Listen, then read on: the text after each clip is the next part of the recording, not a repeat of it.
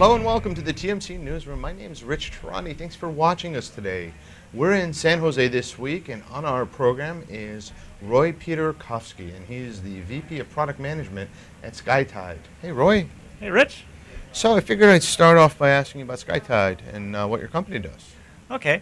Well, we are the leader in what we call digital media performance management, which is providing reporting and analytics solutions that help people to run better businesses in the digital media online video space, especially those that are operating content distribution networks, either under that name or as infrastructure for their own IPTV or TV Everywhere initiatives.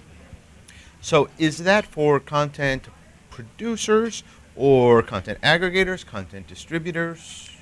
Well, we do have some products and some customers that are actual media companies, for example, MTV networks. But our real focus today is on companies that are operating the distribution networks, which, again, may be telcos that are entering that space to offer content distribution services to all comers, or it may be companies that are operating their own IPTV services, or it may be a cable company, which is it is a content owner, but also bringing other content sources into its TV Everywhere initiative.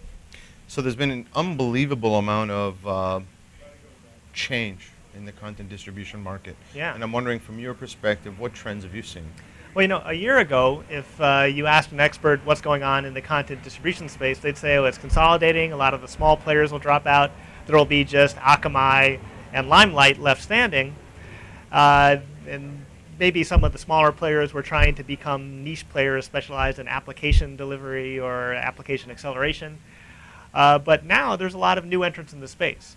Part of that is telcos that have realized, well, you know, the Akamais of the world, they use my network and extract margin on top of that. Why should I let them take the margin when I can disintermediate them and basically bring that margin home just by operating a few servers myself on my network in my data centers? And another impetus to that has been if these same companies are offering their own IPTV services, because that will tend to be more localized within their service area. They won't need the global reach that a pure play content delivery network provider might bring to them. And also there's some serious need to get the delivery as close to the edge, as close to the user as possible, because you know, I could tell you all kinds of anecdotes about how video quality, quality of experience is maybe not as important as the conventional wisdom leads you to believe when people are just watching internet video on their laptop or on their iPad. However, if you're running an IPTV service and trying to compete head-to-head with a cable TV provider, you really do need to get as close as possible to the quality of experience that people can get from cable. Sure. Sure, and that only becomes more challenging as HD and eventually 3D Indeed. gets here, right? Right. So what are carriers doing about IPTV? How are their strategies shaping up?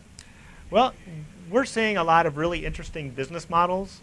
You know, you might conventionally think, well, you know, an IPTV carrier or a provider will be somebody that takes their network that already has connections to the home and just says, okay, we'll give you some content equivalent to what you get from your cable or satellite service just through a different route, hopefully at a lower cost. But we're seeing, for example, British Telecom, one of our biggest customers.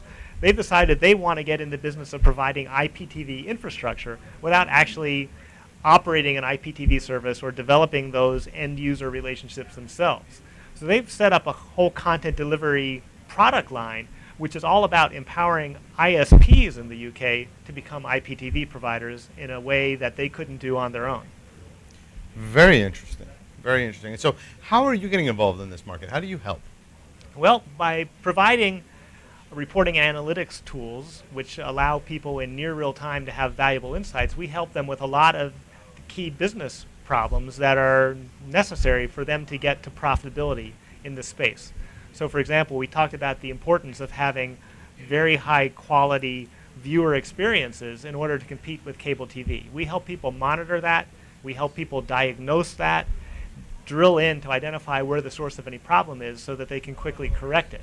We also help people with capacity planning and management.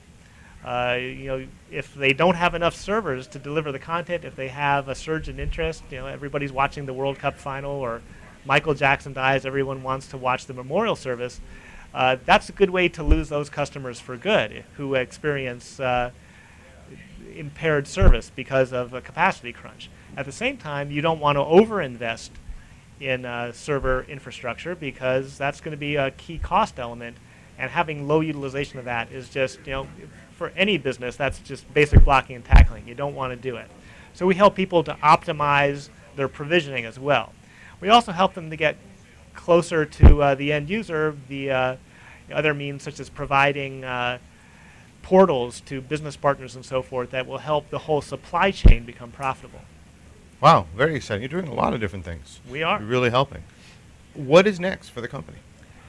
Well, I think that what we're looking at doing is providing people even more detailed information to use. So I mentioned some of the work we're doing with MTV networks. We're able actually to identify not just if a video is watched, but how much is watched and which parts of it are watched. So if there is a very interesting spot in the video that people keep rewinding and watching it over and over again, they can get the full profile of how the video is being watched.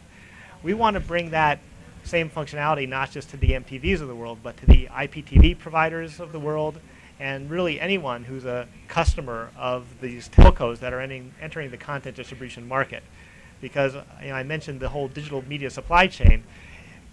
If the content owners at the end are not able to effectively monetize, then there's no profits to share up and down that supply chain. That's right. We want to help people who are at the end of the supply chain be able to really optimize their content so that they're not spending a lot of money on content people don't watch, but really focusing on what people do watch and will watch, so that they can monetize effectively and send those profits all the way up the supply chain. It's the short tail, There you as go. they say. Exactly. Well, that's great. Well, thanks for being on the program, Okay. and good luck. My pleasure. Thanks for making Thanks. time to talk with me.